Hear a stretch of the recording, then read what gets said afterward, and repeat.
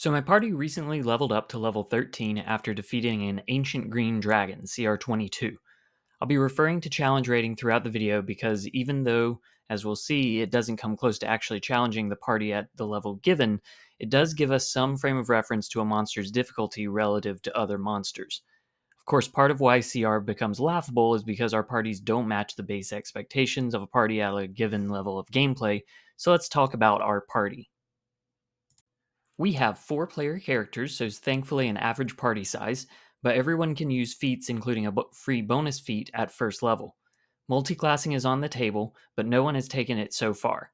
We have Shanghua, an Eldrin Circle of Dreams druid, without too much focus, so winds up being a grab bag of utility, damage, and healing.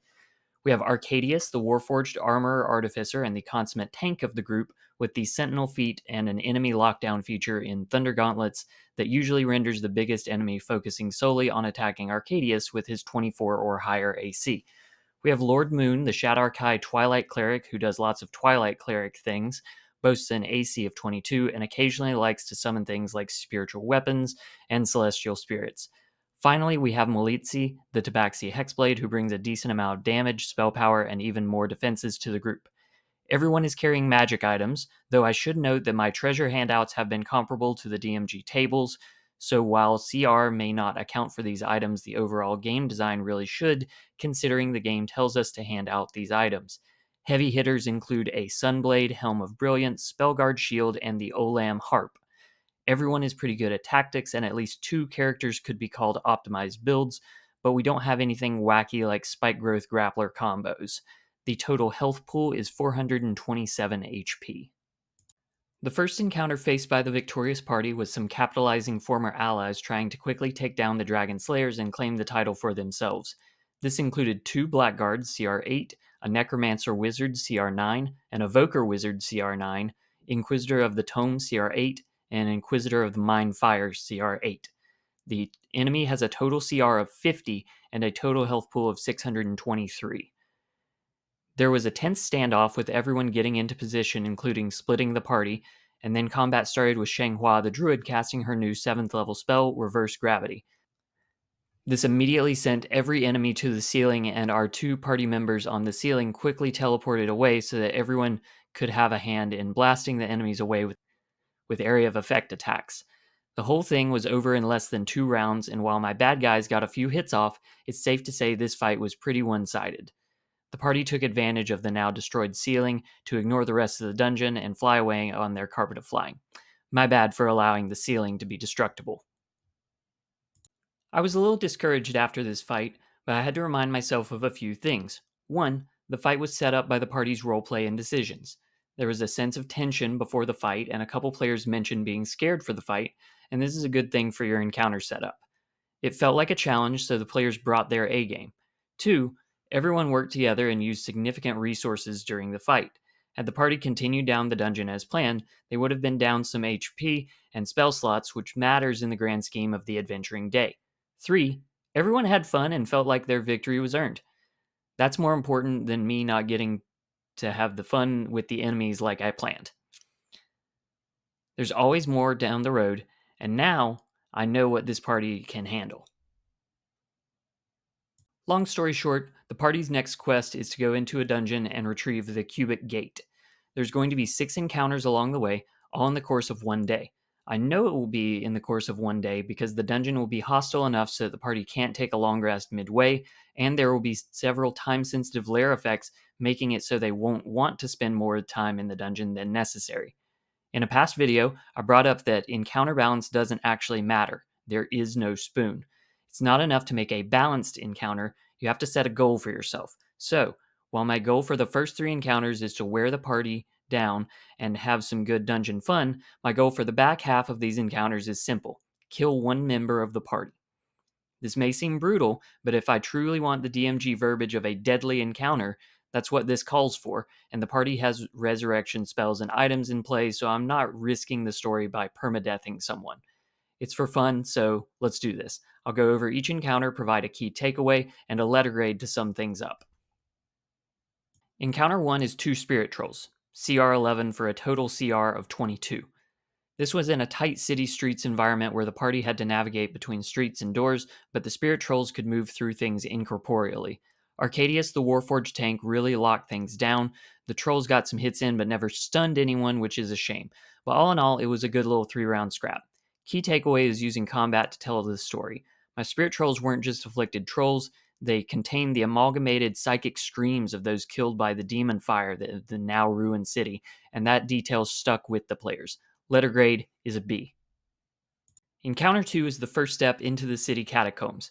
There emerged 8 ghouls, CR1, 3 ghasts, CR2, and 2 banshees, CR4, total CR22. This was a time for the cleric to shine, and boy did they, popping off 2 turn undeads and a spirit guardian's spell, while 2 party members went unconscious from banshee screams. The combat was still over in 3 rounds, but it was a fun 3 rounds. Takeaway is metagame knowledge can be used to your advantage. Most players know that a ghoul can paralyze you and a banshee can instant zero your health, and the fact that my players knew this meant they were afraid and pulled out all the stops to thwart a group of lowly undead. Fun encounter and very threatening. I give it an A. Encounter 3 goes a step deeper into the catacombs with more undead and a big fiend. We have 8 more ghouls and a devourer, CR 13, total CR 21. This was a bit of a trash fight. The Devourer got a few hits off with its Emanation Necrotic Damage Burst, but the ghouls never hit anyone, and the party wasn't scared enough to use much beyond basic abilities. That meant the fight drug on for 5 rounds. Key takeaway is that if your enemy has a big ability, set them up to use it effectively first thing. My Devourer started out tucked away facing down one enemy, and that happened to be the hard to get away from tank. Still not a total drag, I give it a C. Encounter 4 was one I was especially looking forward to. I used a Baylor CR19 with the variant summoning ability and pre-rolled to see what he would summon, getting a Merilith CR16 and making this a potential CR35 encounter with 2 big bads that couldn't be locked down by one tank. The map was in a mining section of the dungeon and used 2 bridges in an attempt to split the party and make a fun, wide-ranging environment. The party approached cautiously, saw the Baylor, but tripped the wards that awoke him, and then the cleric cast Banishment.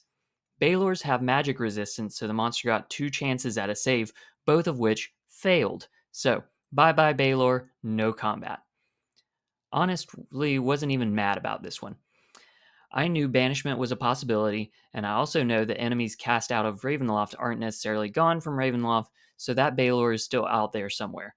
The players all got to be really nervous about this fight and then had a good laugh about it, so still a C.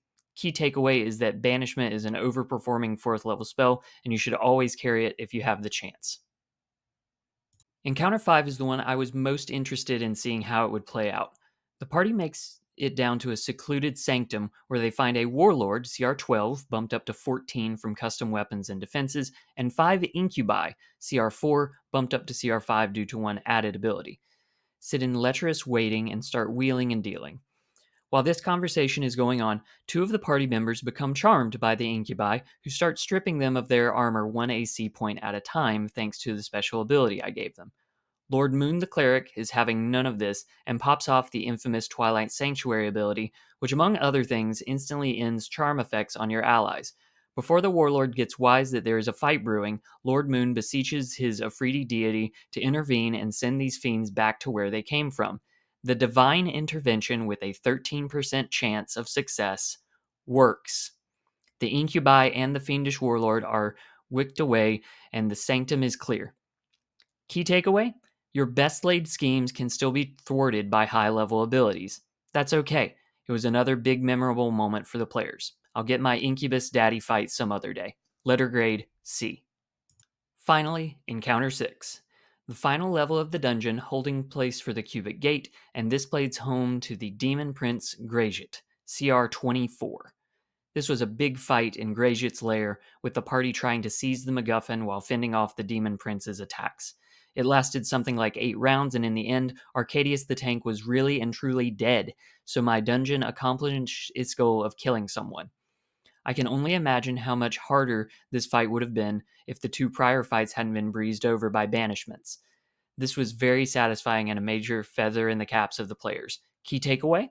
Grejit has a lot of fancy tricks like Dominate Person and At Will Dissonant Whispers, but don't underestimate the power of a strong basic attack. When I dug in and used 5 attacks in a round, Greyjit did some serious work on the party's health pool. Letter grade A.